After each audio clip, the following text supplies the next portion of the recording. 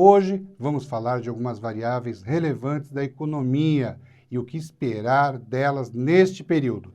Para isso, contaremos com a análise de Francisco Galiza. Tudo bom, Galiza? Como é que você está? Tudo bem, Paulo. Grande abraço. Galiza, quais são os números importantes do mercado? Paulo, as coisas acontecem de uma forma tão rápida no mundo, no Brasil, que quando a gente fala de uma coisa que aconteceu há 2 meses, parece que estamos falando de uma outra época, né? E a gente vê que às vezes tem tanta notícia, né, que a gente até se perde, né? Essa tabela que eu construí aí e está na tela para vocês verem, tá?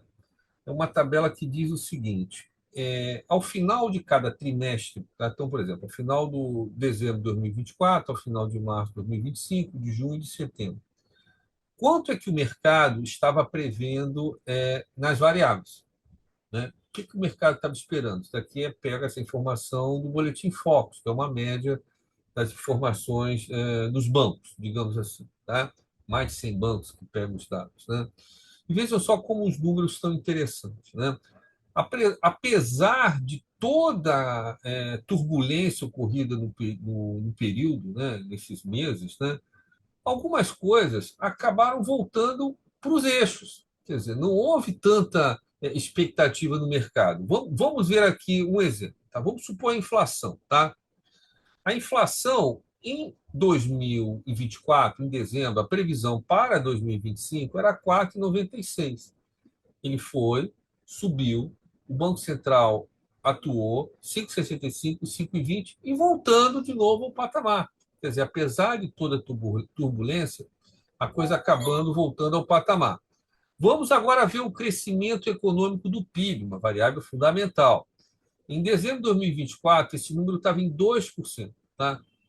Caiu para 1,97%, a crise, teve 2021 uma melhora e agora caiu um pouquinho. Então, na verdade, ao final, o que aconteceu? Passou de 2 para 2,15, 2,16. A grande diferença, Paulo, e aí não foi só motivo do Brasil, foi a queda do dólar. Porque, na verdade, a queda do dólar era uma política, foi uma política visando estimular as exportações naquele país, investimentos nos Estados Unidos. Né? Mas, tirando o dólar, apesar de toda a turbulência que houve no período, ao final, houve uma certa estabilidade. Quer dizer, a gente começou a oscilar, voltamos ao que era. Né? Isso é uma abordagem interessante para ver, quando a gente olha no longo prazo, para ver que a coisa acaba se equacionando a partir de um certo período. Né? Eu interpreto aqui, Paulo, esse meu comentário, como se o Brasil fosse tipo assim um transatlântico, né? Quer dizer, um país grande, um país economicamente forte.